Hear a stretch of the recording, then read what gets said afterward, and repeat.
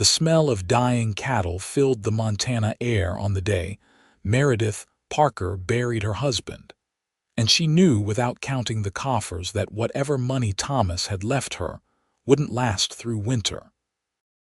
The preacher spoke words over the pine box that didn't register in her mind as she stood in the small cemetery outside Hawthorne, watching the sun beat down on the dry earth of 1877. At 24 years old, she had become what every woman feared in this unforgiving territory: alone. Thomas had been thrown from his horse 3 weeks ago, hit his head on a rock, and never woken up. The doctor said there was nothing to be done, and so she had sat by his bedside for 2 days until his breathing simply stopped. Now, standing in her black dress with dust settling into the hem, Meredith felt the eyes of the town on her. Sympathetic eyes, pitying eyes, calculating eyes. She had no children, no family within 1,000 miles, and a small homestead that would need a man's strength to survive the coming seasons. The other ranchers' wives had already begun their whispered conversations about what would become of poor Meredith Parker. The funeral ended, and people filed past with their condolences. She accepted them with a numb nod, barely hearing their words. When the last wagon rolled away down the rutted road toward town, she stood alone by the grave, watching the sun sink lower toward the mountains. "Mrs. Parker." A deep voice came from behind her. She turned to see Xavier Hastings, removing his hat as he approached. She knew him only by reputation. A cowboy who worked the larger ranches, moving from place to place as work required. He was perhaps 27 or 28, tall and weathered by sun and wind, with dark hair that needed cutting and blue eyes that held something gentle despite the hard line of his jaw. "Mr. Hastings." She wiped at her eyes, surprised to find tears there when she had thought herself too numb to cry.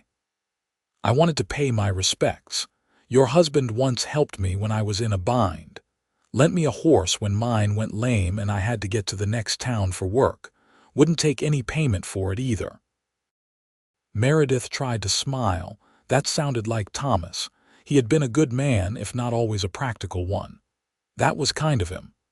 Xavier shifted his weight, turning his hat in his hands. "I also wanted to say if you need any work done around your place, heavy work, I'd be willing to help. No charge, just paying back what I owe." Pride made her want to refuse, but practicality won. "That's generous of you, Mr. Hastings. I may take you up on that." He nodded, placed his hat back on his head, and walked to his horse. She watched him ride away, then turned back to face the grave one last time before heading home to an empty house. The first weeks were the hardest. Meredith woke each morning expecting to hear Thomas moving around, making coffee, heading out to tend the animals. Instead, there was only silence and the weight of all the tasks that now fell to her alone. She fed the chickens, milked the cow, tended the small vegetable garden that was already suffering in the late summer heat. The larger animals, the few head of cattle Thomas had been building their future on, she could only watch and hope they stayed healthy without a skilled hand to manage them. Money was tighter than she had feared. Thomas had debts she hadn't known about, and they came calling one by one. She sold what she could spare, but it wasn't enough. At night, she lay awake calculating how many months she had before she would have to sell the land itself and move to town, where her only options would be taking in laundry or working in the saloon. Neither was appealing, but a woman alone didn't have the luxury of many choices. It was during one of these sleepless nights that she remembered her grandmother's bread recipe. Before Meredith had married Thomas and moved to Montana, she had lived with her grandmother in Kansas, learning to bake in the old woman's kitchen. The bread was special, made with a starter that had been kept alive for decades, passed down through generations.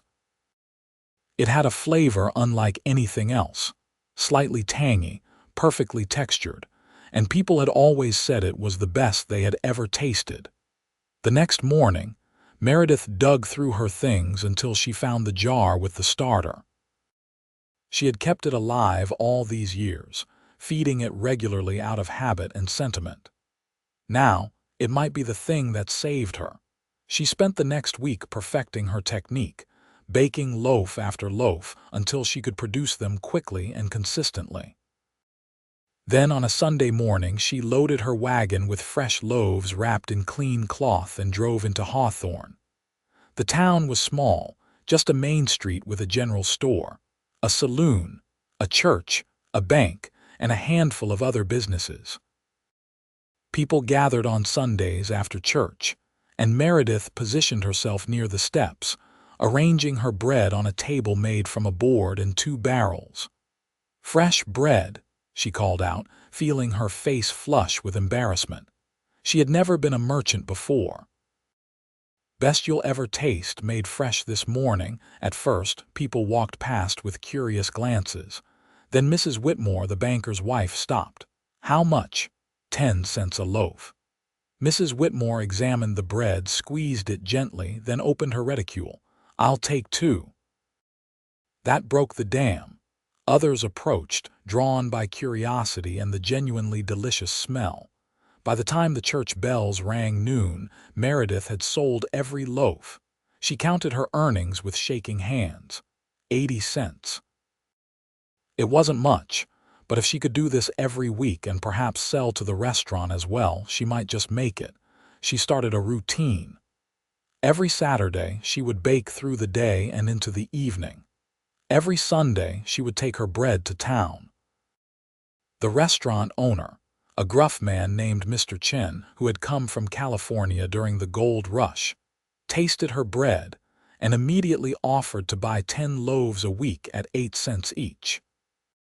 Combined with her Sunday sales, she was making enough to buy flour and other supplies, with a little left over to slowly pay down Thomas's debts. But the work was exhausting. Between the baking, the animals, the garden, and trying to maintain the property, Meredith found herself pushed to the edge of her endurance. She lost weight she couldn't afford to lose, and the face that looked back at her from the mirror each morning grew more hollow-eyed and drawn.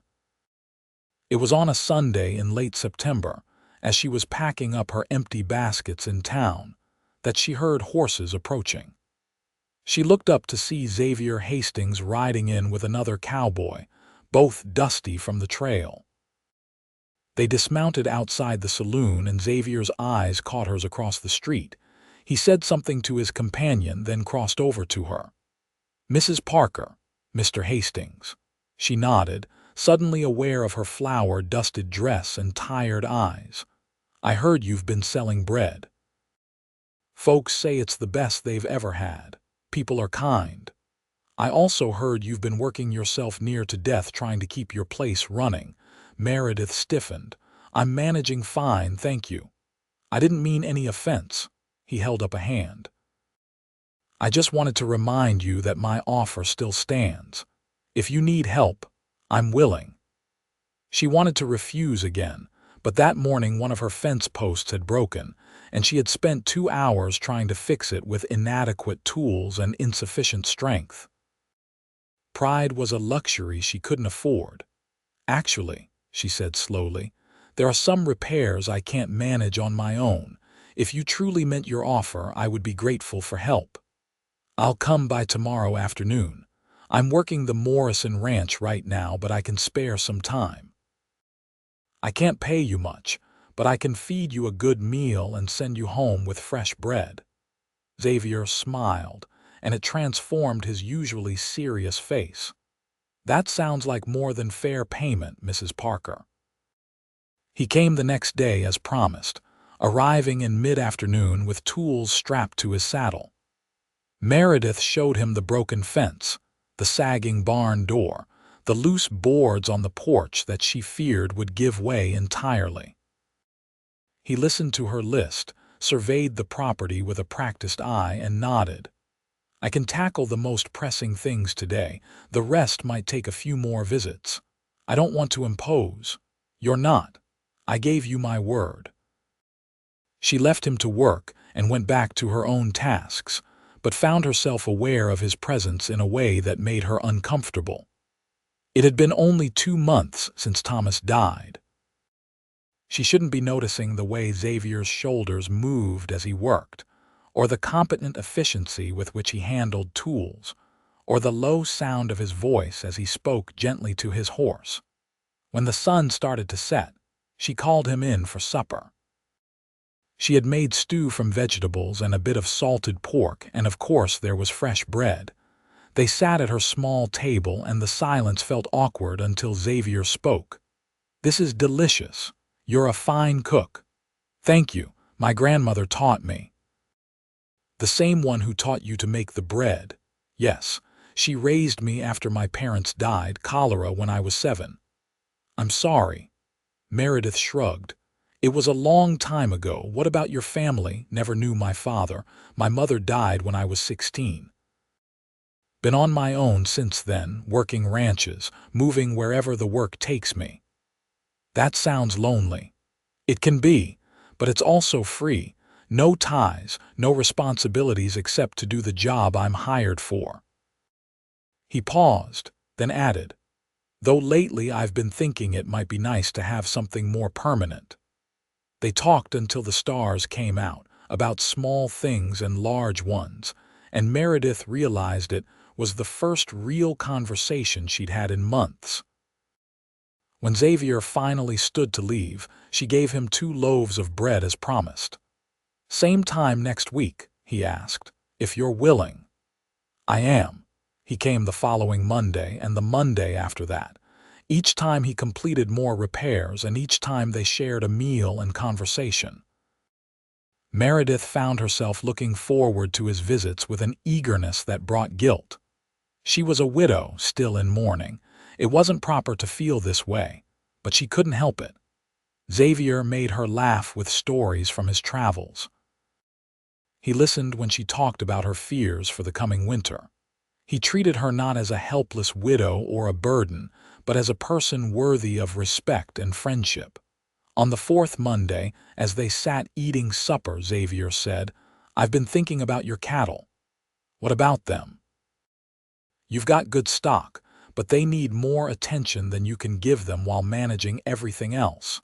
Winter's coming, and you'll need to make sure they're in good condition to survive it." Meredith felt a wave of despair. "I know. I just don't know what to do about it. I could move them to better pasture, check them regularly for health issues, make sure they're ready for the cold months." "Mr. Hastings, you've already done so much." "Xavier, please call me Xavier. And I'm not suggesting charity. What if I worked your ranch in exchange for room and board? The Morrison job is ending soon anyway, and I'd rather work for myself and someone I trust than hire on to another outfit for the winter." Meredith stared at him. "You want to live here, in the barn, of course, or I could build a small shelter. Nothing improper, but it would benefit both of us. You'd get help managing the place, and I'd have work through the winter and a roof over my head. Come spring, we could reevaluate." It made perfect sense, but Meredith worried about the talk it would cause. A widow and a single man living on the same property, even with separate quarters. The town would have opinions. As if reading her thoughts, Xavier said, "People will talk regardless of what you do. Might as well give them something useful to talk about while you keep your ranch running." She made her decision. "All right, but I'll pay you what I can, even if it's not much." "Fair enough." Xavier moved into the barn 3 days later. True to his word, he kept a respectful distance, treating her with the same courteous formality he always had. But his presence on the ranch transformed everything. The animals thrived under his care. Repairs were made promptly. He even helped her reorganize the baking operation, building better shelves and a more efficient workspace. The bread business grew. Word spread beyond Hawthorne to neighboring towns, and soon Meredith was receiving orders from the hotel in Butte. from a wealthy rancher's wife who wanted bread delivered weekly, from the train station master who sold it to passengers passing through. She hired a local girl, Jenny Foster, to help with the baking on Saturdays. Every Sunday, Meredith loaded her wagon with bread and drove to town. Xavier often accompanied her, helping to unload and set up, then disappearing to run his own errands while she sold. The first few weeks, she felt the weight of curious stares and whispered comments. But as time passed and it became clear that their arrangement was purely practical, the gossip died down. Winter came hard and early that year. By November, snow was already piling up, and temperatures dropped so low that water froze in the pipes overnight. Meredith was grateful every day for Xavier's presence. He had stocked enough firewood to last through spring, reinforced the barn against the wind, and prepared the animals for the brutal months ahead. One Sunday in December, after she had sold out her bread and was packing up to leave, a stranger approached her. He was well dressed in a wool coat and city shoes, clearly not from around Hawthorne. "Mrs. Parker, my name is Mr. Donovan. I represent a business consortium in Helena." Meredith frowned. "How can I help you? We've heard about your bread. We're interested in purchasing your recipe and your starter. We'll pay handsomely. $500. She stared at him. $500 was more money than she had ever seen at once. It would pay off all of Thomas's debts and leave enough to live comfortably for years. "I need to think about it," she said carefully. "Of course. But don't wait too long. The offer expires in 2 weeks. She told Xavier about it that evening as they sat by the fireplace in her house. He had been invited inside more frequently as the weather worsened, propriety giving way to practical warmth and companionship. "What are you going to do?" he asked. "I don't know. It's so much money, but that bread is the only thing keeping me afloat. If I sell the recipe, what happens when they start producing it commercially? No one will buy from me anymore. You could use the money to try something else. Start a different business, move to a bigger town with more opportunities. I don't want to leave." The words surprised her as she spoke them. "I thought I would want to after Thomas died, but this place feels like home now." Xavier was quiet for a moment, staring into the fire. "Then don't sell. Keep building what you have. You're doing well, better than well. But what if something happens? What if I lose everything?" He turned to look at her, and something in his eyes made her breath catch. "You won't. I won't let you." The moment stretched between them, charged with things unsaid. Then Xavier stood abruptly. "I should get back to the barn, early morning tomorrow." After he left, Meredith sat alone, her heart beating too fast. She couldn't deny it anymore. What she felt for Xavier had grown far beyond gratitude or friendship. She was falling in love with him if she hadn't already fallen completely. But what did he feel?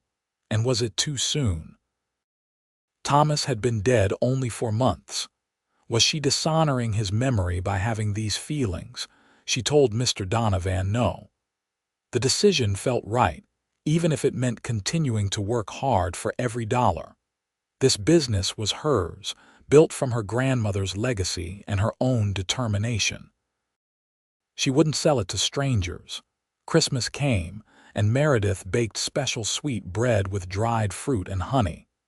She gave loaves to her regular customers and to the families in town she knew were struggling. On Christmas morning, she invited Xavier to share breakfast with her. He arrived with a gift, wrapped clumsily in brown paper. Inside was a beautiful shawl made of soft wool. "I noticed you getting cold when we go to town on Sundays," he explained, looking embarrassed. "I asked the shopkeeper what might be suitable." Meredith felt tears prick her eyes. "Thank you. I didn't expect anything. You've given me more than you know. A place to stay, good food, work that matters. I wanted to give something back." She handed him her gift, a new pair of leather gloves she had bought with her carefully saved earnings. His eyes widened when he opened them. "These must have cost a lot. You've earned them 100 times over." They ate breakfast together, and for the first time since Thomas died, Meredith felt something like happiness. Not the wild joy of new love she had felt as a young bride, but something deeper and more settled. A sense of rightness. The new year brought bitter cold and heavy snows. Meredith's Sunday trips to town became treacherous, and twice they had to turn back halfway because the roads were impassable. She worried about losing business, but her regular customers sent word that they understood and would wait for the weather to clear. In February, during a brief warm spell that melted the worst of the ice, a rider came to the ranch. Meredith recognized him as one of the hands from the Morrison place. "Miss Parker, we need Xavier. There's been an accident. Mr. Morrison was thrown from his horse and he's asking for him. Says he owes Xavier money and wants to settle accounts before he dies." Xavier was already moving toward his horse. "I'll go now." "It's a 2-day ride there and back," Meredith said, worry creeping into her voice. "I know. Will you be all right here alone, of course?" She tried to sound confident.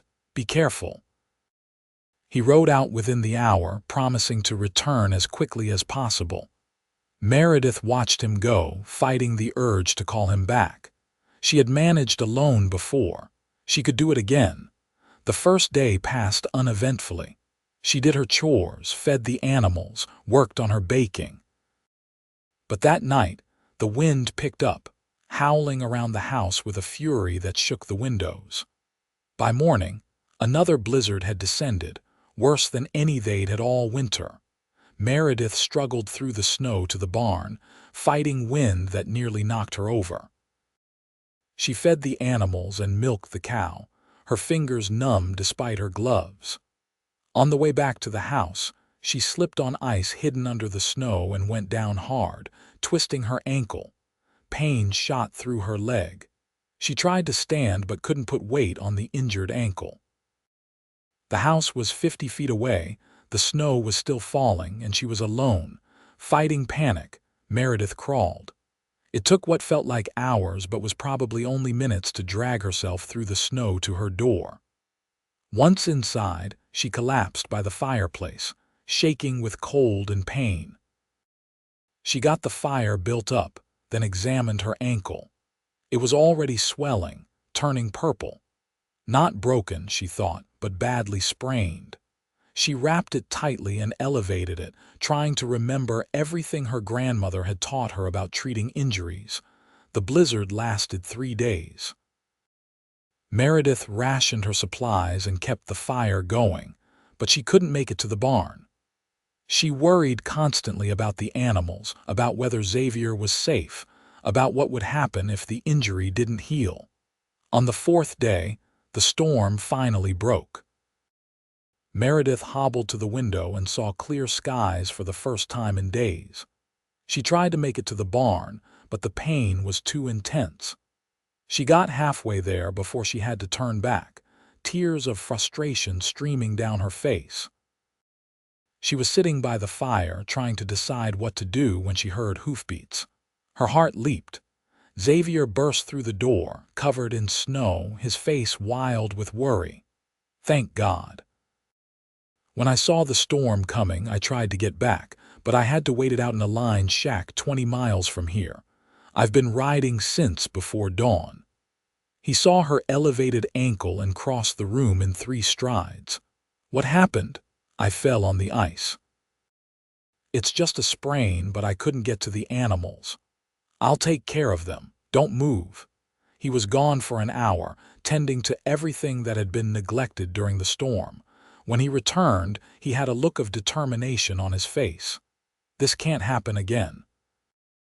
You can't be here alone when there are storms. What if you'd hit your head instead of hurting your ankle? What if the injury had been worse? I'll be more careful. That's not enough. He knelt beside her chair, taking her hand. Meredith, I can't keep pretending this is just a business arrangement. I care about you. More than care. These past months have been the best of my life, and it's because of you. When I was stuck in that lined shack during the storm, all I could think about was getting back here, making sure you were safe." Her heart was pounding. "Xavier, I don't know what to say." "You don't have to say anything. I know it's only been 6 months since your husband passed. I know people would say it's too soon, but I had to tell you how I feel because I can't stand the thought of something happening to you and you not knowing." Meredith felt tears spill over. "It's not too soon. I've been feeling the same way and I've been so guilty about it. Thomas was a good man and I cared for him, but what I feel for you is different, stronger. I tried to fight it, but I can't anymore." Xavier reached up to cup her face, wiping away her tears with his thumb. "Then don't fight it. Life is too short and too hard out here. If we've found something good, we should hold on to it." "Yes," she whispered. He kissed her then, gentle and careful as if she might break. She kissed him back, pouring into it all the loneliness and longing of the past months. When they finally pulled apart, both were breathless. "I love you, Meredith Parker," Xavier said. "I love you too." Over the following weeks, as Meredith's ankle healed, their relationship deepened. Xavier moved from the barn into the house, and though they maintained separate rooms for propriety's sake, everyone in Hawthorne knew they were courting. The gossip was surprisingly gentle.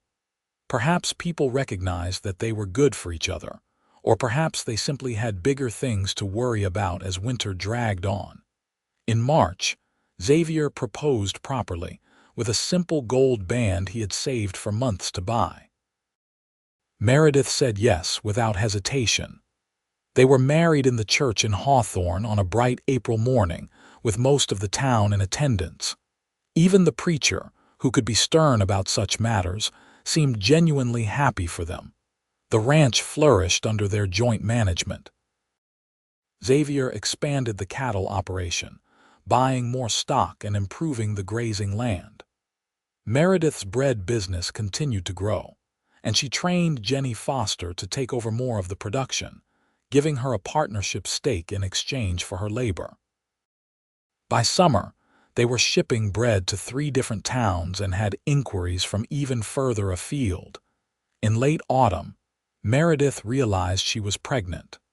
The joy on Xavier's face when she told him was worth every difficult moment of the past year. He became even more protective, insisting she rest more, hiring additional help so she wouldn't overwork herself. Their son was born in May of 1879, a healthy baby with his father's blue eyes and his mother's dark hair. They named him Thomas, after the man whose kindness to Xavier had started the chain of events that brought them together. It felt right to honor that memory, to acknowledge that Meredith's first husband had been part of the journey that led her to this happiness. As Meredith held her newborn son, with Xavier sitting beside her on the bed, his arm around her shoulders, she thought about how much her life had changed. 2 years ago, she had been standing at a grave, believing her life was essentially over. Now, she had a husband she loved deeply, a thriving business, a beautiful child, and a future full of promise. The bread route continued, a tradition that had become central to their community. Every Sunday, Meredith or Jenny or sometimes Xavier would take the wagon to town, loaded with fresh loaves. It wasn't just about selling anymore. It had become a social event, a way for people to connect and share news. The bread stand was where you learned about who was getting married, who was sick, who needed help. When Thomas was 6 months old, on a crisp October Sunday, they loaded the wagon as usual. This time, Xavier stayed home with the baby while Meredith and Jenny made the trip to town. Business was brisk, and Meredith found herself thinking about how far she had come as she handed loaves to customers who had become friends. Mrs. Whitmore, who had bought the very first loaves, approached with a smile. "How's that baby of yours, growing like a weed?" "He's starting to sit up on his own. They grow so fast, Enjoy every moment." Mrs. Whitmore paused, then added, "You know, when you first started selling bread here, I wasn't sure you'd make it through the winter. I'm glad to have been wrong." "So am I," Meredith said with feeling. On the way home, as the wagon rattled along the familiar road with Jenny chatting beside her about the young man who had been making eyes at her, Meredith felt a profound sense of contentment. Life was good. Not perfect, there were still challenges and hard work and occasional setbacks, but fundamentally, deeply good. She arrived home to find Xavier on the porch with Thomas in his arms, both of them watching for her return. The sight made her heart swell. This was her family. This was her home. Over the next few years, their family grew. A daughter, Margaret, arrived when Thomas was 2. Then another son, James, 2 years after that. The house, which had once felt empty and lonely, now rang with children's laughter and the chaos of family life. The ranch continued to prosper. Xavier's skill with cattle had built them a reputation, and they were selling breeding stock to other ranchers throughout Montana. Meredith's bread business had expanded beyond what she could have imagined, with Jenny now running much of the operation and training other women to help with production. It provided employment for half a dozen families and had become a point of pride for Hawthorne. On a Sunday in the summer of 1885, Meredith was preparing bread for the next day's sale when Xavier came in from working with the horses. Thomas, now 6 years old, was at his heels, chattering about everything he had learned. Margaret was helping Meredith measure flour, her little face serious with concentration. Baby James was napping in his cradle. Xavier crossed to Meredith and kissed her cheek. "Smells good in here." "It always smells good when I'm baking," she smiled at him. "Are you hungry? I was thinking about making something special for supper." "I'm always hungry for your cooking, but I've been thinking about something." "What's that?" "Remember when we first met, at your husband's funeral?" "Of course. If someone had told me that day that I'd end up here with you, with all of this, I never would have believed them. I thought I'd be drifting from ranch to ranch for the rest of my life." Meredith set down her measuring cup and turned to face him fully. "What brought this on?" "I was watching Thomas today, teaching him about the horses, and I realized he's going to grow up here. This will be his home, his legacy. Margaret and James, too. We've built something real, something that will last." "We have," she agreed softly. "I just wanted to say thank you for taking a chance on a drifter with nothing but a horse and some tools, for seeing something in me worth keeping." Xavier Hastings, I saw exactly what was there. A good man with a kind heart and strong hands. Everything else we built together. He pulled her close, heedless of the flour on her apron, and kissed her properly. Margaret giggled and Thomas made a face, but Meredith just smiled against Xavier's lips. That evening they ate supper together as the sun set over the mountains.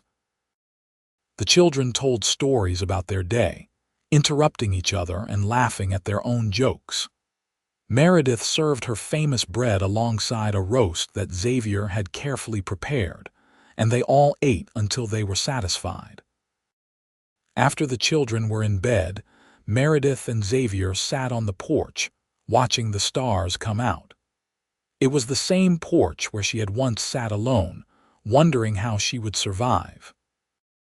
Now, Xavier's hand was warm in hers, and the sounds of their children sleeping peacefully drifted through the open window.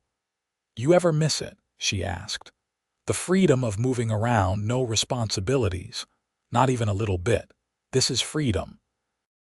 Having a place that's mine, a family to care for, work that matters. I never knew what I was missing until I found it with you." She leaned her head on his shoulder. "I'm glad you stopped at Thomas's funeral that day. Glad you offered to help. I'm glad you brought bread to town every Sunday. Gave me excuses to see you, to spend time with you. You could have just asked to court me directly." "Could I? A widow in mourning and a drifter with nothing to offer. I had to prove myself first," show you I was worth the risk. You proved that the first day when you fixed my fence and wouldn't take payment." They sat in comfortable silence, the kind that only comes from years of knowing someone deeply. Meredith thought about the journey that had brought them here, all the small moments that had added up to this life. The first loaf of bread sold, the first supper shared, the first time Xavier had looked at her and she had seen love in his eyes. The years continued to pass, each one bringing its own joys and challenges. There were hard seasons when the cattle market dropped or drought threatened the crops. There were illnesses, accidents, and the normal troubles that come with raising children and running a business. But through it all, Meredith and Xavier faced everything together. The bread tradition became legendary in the region. Women came from miles away to learn Meredith's techniques, and she taught them freely, believing that there was enough success to go around. Some started their own small businesses, and she cheered them on, happy to see others finding the same independence she had found. Xavier became known as one of the best cattlemen in Montana. He had an eye for good stock and a patience with animals that made him sought after for advice and breeding. But he never forgot where he came from, and he was always willing to help younger cowboys the way Thomas Parker had once helped him. Thomas, their eldest son, grew into a serious boy who loved the ranch and wanted nothing more than to follow in his father's footsteps. Margaret was bright and curious, always reading when she could get her hands on a book, dreaming of becoming a teacher. James was the wild one, full of energy and mischief, keeping them all on their toes. On a Sunday in 1892, as Meredith was loading the wagon for the weekly trip to town, Thomas came running from the barn. "Ma, there's a man here asking about buying cattle." Meredith wiped her hands on her apron and went to see. A well-dressed gentleman stood in the yard, looking around with approval. "Mrs. Hastings, I'm Mr. Sullivan from the stockyard in Helena. I've heard you and your husband have some of the finest cattle in the territory." Xavier emerged from the barn, and the two men shook hands. They talked business while Meredith finished loading the wagon, but she could tell from Xavier's expression that it was a good offer. When Mr. Sullivan finally rode away, Xavier was grinning. "He wants to buy 20 head at top dollar. Says if they're as good as he's heard, he'll be back for more." "That's wonderful," Meredith hugged him. "We should celebrate, we will, but first let me help you to town with that bread." They made the trip together, as they often did when Xavier could spare the time. The children came too, making it a family outing. In town, they set up the familiar stand and people came to buy and chat. It was more than a business transaction. It was community connection, the web of relationships that made life in this hard place bearable and even joyful. An older woman Meredith didn't recognize approached the stand. "Are you the one who makes the bread?" "I am." "Would you like to buy some?" "I'm thinking about it, but I'm curious. How did you get started? I'm recently widowed myself and I'm looking for ways to support myself." Meredith's heart went out to her. She remembered that fear, that uncertainty. "I started with almost nothing, just my grandmother's recipe and a lot of determination. If you're willing to work hard, you can build something." "But it must have been difficult, a woman alone." "It was," Meredith acknowledged, "until it wasn't. I found help when I needed it, and I learned to ask for it instead of trying to do everything myself." Xavier, standing nearby with James on his shoulders, caught her eye and smiled. She smiled back, then turned her attention back to the woman. "Start small. Find what you're good at and build on it, and don't be afraid to accept help when it's offered." The woman bought 2 loaves and left looking thoughtful. Margaret tugged on Meredith's sleeve. "Ma, you helped her." "I hope so, sweetheart. Like Pa helped you." Meredith glanced at Xavier again. "Yes, exactly like that." As the afternoon wore on and the bread sold out, Meredith reflected on how much she enjoyed this ritual. Every Sunday for 8 years now, she had been bringing bread to this spot. The faces had become familiar, the conversations easy. This was her place in the world, and she had earned it.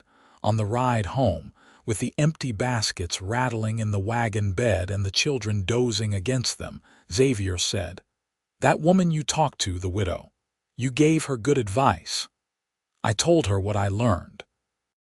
Life doesn't end when you lose someone. It changes, but it doesn't end. No, it doesn't. Sometimes it even gets better if you're open to it." That night, after the children were in bed, Meredith stood in her kitchen looking at the jars of starter lined up on the shelf. The original jar from her grandmother was still there, still producing the best bread she had ever tasted. But she had propagated from it, creating new starters that she had given to other women, spreading the legacy. Xavier came up behind her, wrapping his arms around her waist.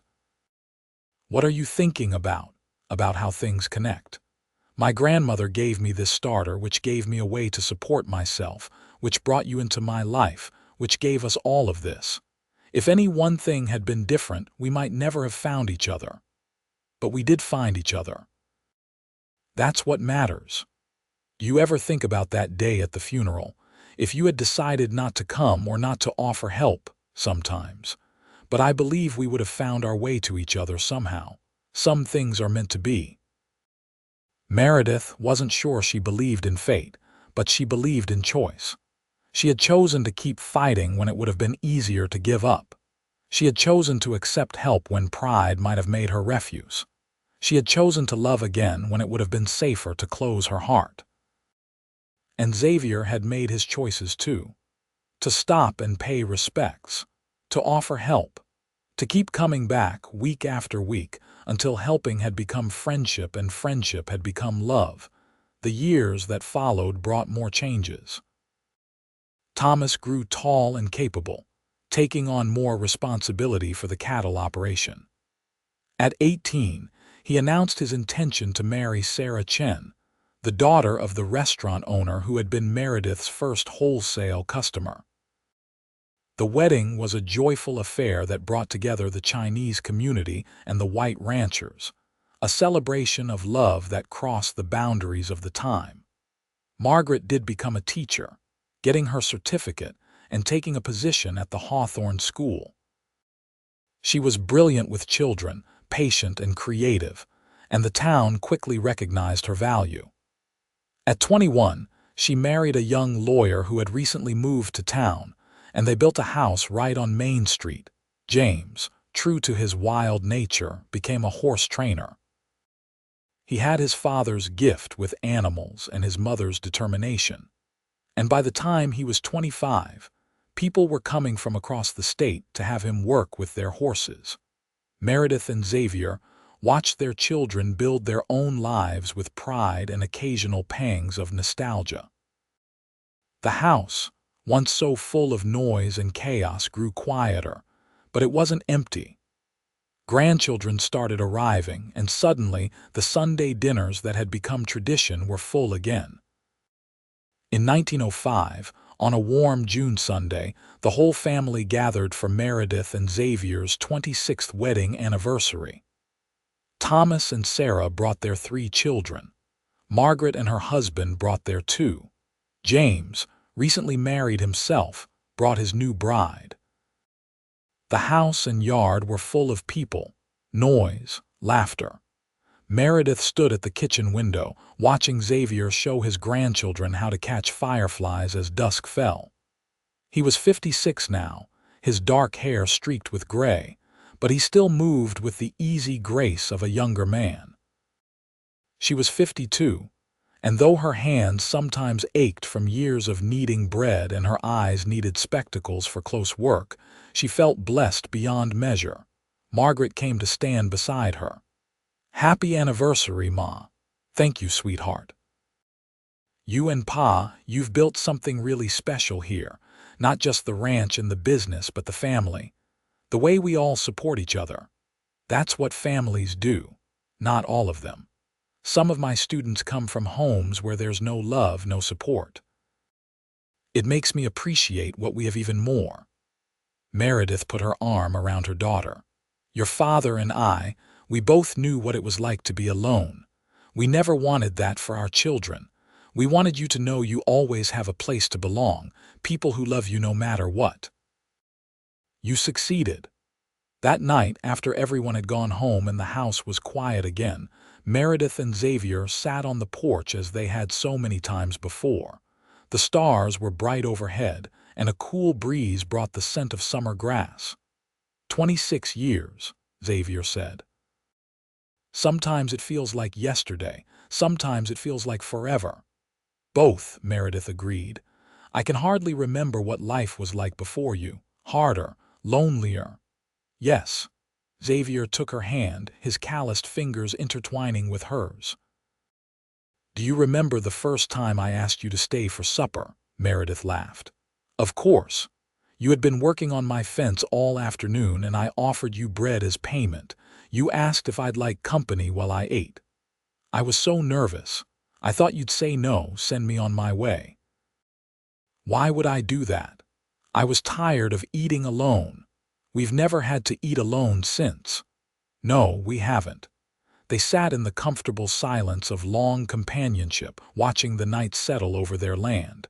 Meredith thought about all the suppers they had shared over the years. Simple meals when money was tight. Celebrations when things were good. Quiet dinners when it was just the two of them. Chaotic gatherings when the whole family came together. Food and love, she thought. They had always gone together in her life. Her grandmother showing love through the bread she taught Meredith to make. Meredith building a future through bread. Xavier staying for supper and never really leaving. In the years that followed, they settled into the rhythm of older life. They sold most of the cattle operation to Thomas, keeping just a small herd for themselves. The bread business was now run entirely by Jenny and her daughters, though Meredith still baked for family and special occasions. They had time to travel a bit, visiting Margaret in town, checking on James at his training facility, doting on grandchildren. But mostly they enjoyed the quiet moments. Morning coffee on the porch, evening walks around the property, reading together by the fire on cold nights. The simple pleasure of being together, the accumulated intimacy of decades of shared life. In 1915, Xavier's health began to fail. It started with a cough that wouldn't go away, progressed to difficulty breathing. The doctor said it was his lungs, damaged by years of breathing dust and smoke. There wasn't much to be done, except make him comfortable. Meredith nursed him through that last year with the same determination she had brought to everything else in her life. She wouldn't let him give up, insisted he get out of bed every day, made him special foods to keep his strength up. But she also knew that some battles couldn't be won. On a cold January morning in 1916, with Meredith holding his hand and all their children gathered around, Xavier passed peacefully. His last words were, "Thank you for the best life I could have asked for." The grief was profound, a physical pain that left Meredith gasping. But it was different from the grief she had felt for Thomas Parker all those years ago. That had been the grief of isolation and fear. This was the grief of having loved deeply and been loved in return. It hurt more, but it was also, in a strange way, a gift. Proof that what they had shared was real and precious. She buried him in the Hawthorne Cemetery, in a plot next to the one she had reserved for herself. The whole town turned out for the funeral, testimony to the respect Xavier had earned over his 40 years in Montana. Thomas gave the eulogy, speaking about his father's integrity, his kindness, his devotion to family. After the funeral, as people filed past with condolences, Meredith stood by the grave remembering another funeral, another time she had stood in this cemetery believing her life was over. But Xavier had taught her that endings could become beginnings. That loss could make room for new love. She wouldn't marry again. She was 63 years old and had no desire to start over. But she wouldn't retreat into loneliness either. She had children and grandchildren who needed her, friends who depended on her, a community she was part of. The following Sunday, for the first time in months, Meredith baked bread, not for sale but for herself and for her family. She measured ingredients with hands that remembered the motions from 50 years of practice. She kneaded dough while thinking about her grandmother, about Xavier, about all the people who had shared her table over the years. When the loaves came out of the oven, golden and perfect, she wrapped them carefully and loaded them in her automobile. Jenny's son had taught her to drive a few years ago, and though she still preferred the wagon, she had to admit the modern convenience had its uses. She drove to Thomas's house first, then Margaret's, then James's. At each stop, she delivered fresh bread and stayed to visit, to hold her grandchildren, to reassure herself and them that life continued. At Margaret's house, her daughter said, "Ma, you don't have to take care of us. We should be taking care of you." "I'm not taking care of you. I'm doing what brings me joy. There's a difference. Still, if you need anything, anything at all, I know, and I'll ask. Your father taught me not to be too proud to accept help." She drove home as the sun was setting, feeling tired but peaceful.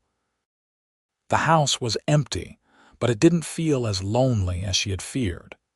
Xavier's presence was still there in the furniture he had built, the improvements he had made to the property, the memories that filled every room.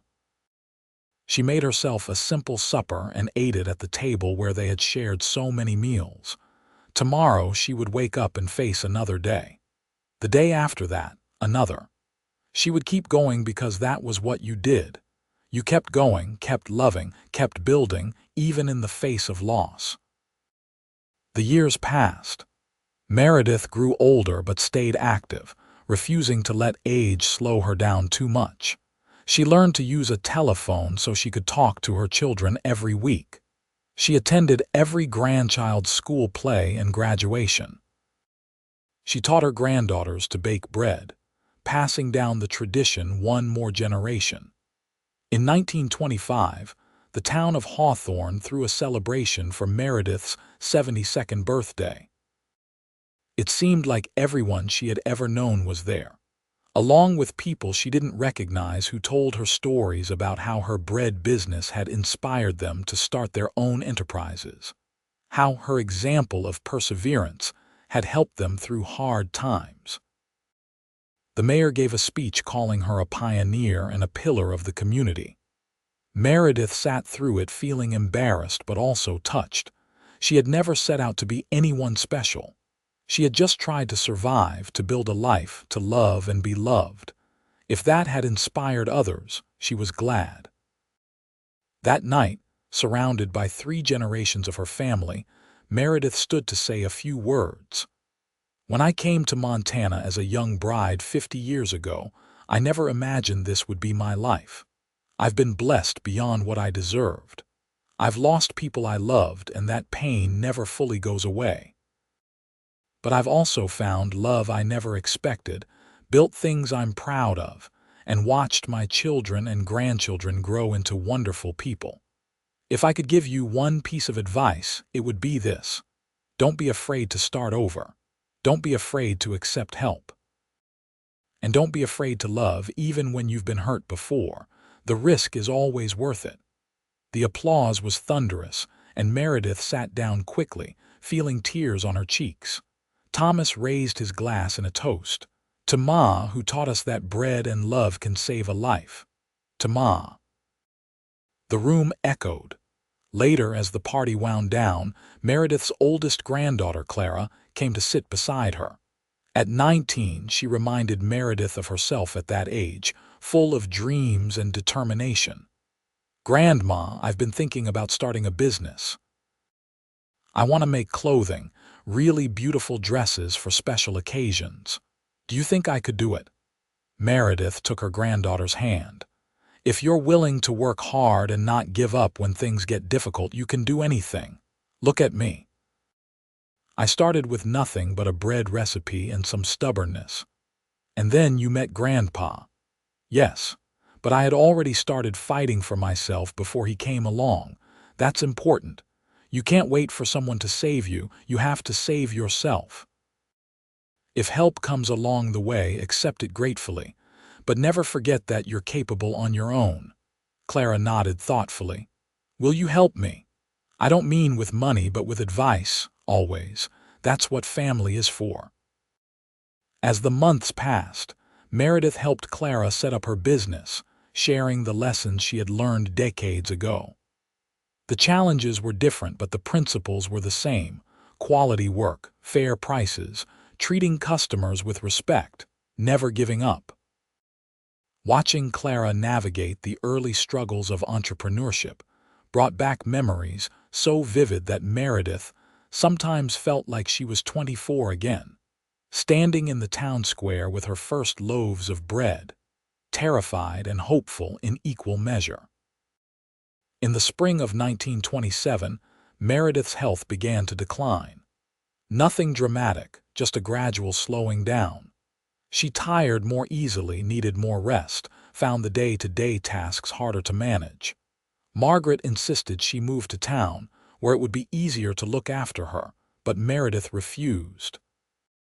"This is my home. This is where I built my life with your father. I'm not leaving it." Thomas moved back to the main house to help look after her, bringing Sarah and their youngest daughter, who was still at home.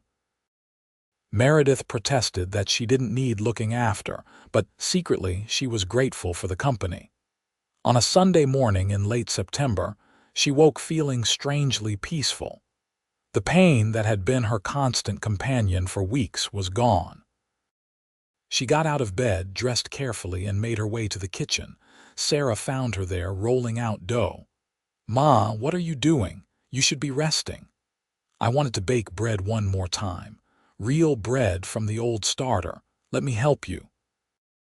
Together they worked, and Meredith taught Sarah techniques she had never shared before, the small secrets that made her grandmother's bread special. When the loaves went into the oven, the smell filled the house, rich and yeasty and perfect. Thomas came in from his morning chores and stopped in the doorway. "Ma, it smells like my childhood in here." "Good. That's what I was hoping for." They ate the bread warm from the oven, slathered with butter, and Meredith savored every bite. This was what love tasted like, she thought. This was family and memory and tradition, all wrapped up in simple food made with care. That afternoon, she asked Thomas to take her for a drive around the property. They went slowly in his truck, Meredith pointing out places where things had happened. The field where Xavier had first repaired her fence, the spot where the old barn had stood before they built the new one, the hill where they had picnicked with the children when they were small. "You've had a good life, haven't you, Ma?" Thomas asked. "The best. Not always easy, but good." "Very good." That evening, all her children and many of her grandchildren gathered, drawn by some instinct that told them this time was special. They sat together in the living room, and Meredith told stories about the old days, about Xavier, about the struggles and triumphs of building a life in Montana.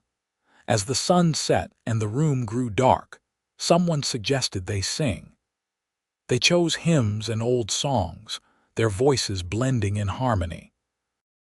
Meredith closed her eyes, listening, surrounded by the people she loved most in the world. She felt tired, but it was a good tired. The tiredness of a job well done, a race well run. She thought about Xavier waiting for her, and Thomas Parker before him, and her grandmother, and all the people she had loved and lost. Soon she would see them again. But not yet. Not quite yet. There was still this moment to savor, this gathering of family, this warmth and love and connection. She held on to it, feeling it fill her up, a final gift to carry with her when she left. Later that night, after everyone had gone home except Thomas and Sarah, Meredith asked to be helped to bed. She was so tired now, ready to sleep. Thomas tucked her in like she had once tucked him in, with gentle hands and worried eyes. "I love you, Ma. I love you too, son. You've made me so proud, all of you have. We'll see you in the morning." "Yes," she said, though she knew it wasn't true. She waited until the house was quiet, until she heard Thomas and Sarah retire to their room. Then she let herself relax fully, sinking into the pillows, feeling her heart beat slow and steady.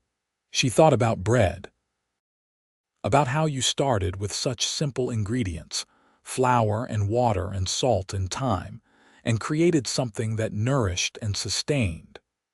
About how her grandmother had given her a gift more precious than money, the knowledge and skill to feed herself and others. About how that gift had saved her life and led her to Xavier and everything that came after. She thought about Sunday mornings, loading the wagon with fresh loaves, the satisfaction of selling out, the connections made and maintained. She thought about Xavier's hands, strong and gentle, fixing what was broken, building what was needed. She thought about the first time he had asked her to stay for supper, and how that simple invitation had changed everything. Most of all, she thought about love. The different kinds she had known, the different ways it had sustained her. Her grandmother's love, teaching and preparing her. Thomas Parker's love, kind if not passionate, giving her a home and respectability. Xavier's love, deep and true, the foundation of her happiest years. Her children's love, fierce and loyal. Her grandchildren's love, fresh and bright with possibility. She had been so loved, and she had loved so fully in return. What more could anyone ask from a life? As the stars came out over Montana, and the first frost of autumn settled on the ground, Meredith Parker Hastings took one last peaceful breath and let it out slowly. She slipped away quietly, a small smile on her face, her hands folded over the quilt that Xavier had given her on their first Christmas together. Thomas found her in the morning, looking so peaceful that for a moment he thought she was just sleeping. But he knew. They all knew, with that deep instinct that tells you when someone beloved has gone. The funeral was enormous, the largest Hawthorne had ever seen. People came from across Montana and beyond to pay their respects. The preacher spoke about her life, her contributions to the community, her legacy of faith and perseverance. But it was Clara, her granddaughter, who gave the eulogy that made everyone cry. "My grandmother taught me that you can start over, no matter how impossible it seems. That you can build something from nothing if you're willing to work for it. That love is worth the risk, always." She came to Montana as a young woman and buried one husband, then found love again and built an empire of bread and cattle and family.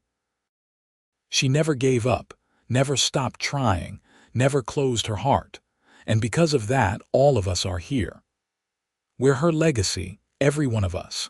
Every time we bake bread or start a business or open our hearts to love despite the risk of loss, we're honoring her.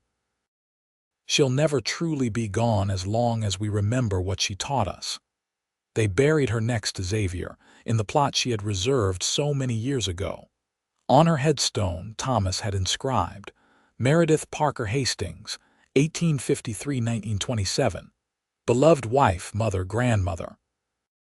She brought bread and stayed for supper. She built a life from love and flour. She never gave up. After the funeral, the family gathered at the house, and Sarah brought out the last loaves Meredith had made, carefully preserved. They ate it together, this final gift from a woman who had spent her life feeding others, and it tasted like home and memory and love all at once. Thomas stood to speak, his voice thick with emotion. "Ma would have wanted us to keep going, to keep building on what she and Pa started. This ranch, this family, this is their legacy. We honor them by living well, by loving each other, by never giving up no matter how hard things get." "To Ma and Pa," Margaret said, raising her glass. to Ma and Pa. Everyone echoed. In the years that followed, the family flourished. Thomas ran the ranch until his own son was ready to take over, maintaining the standards of quality Xavier had established.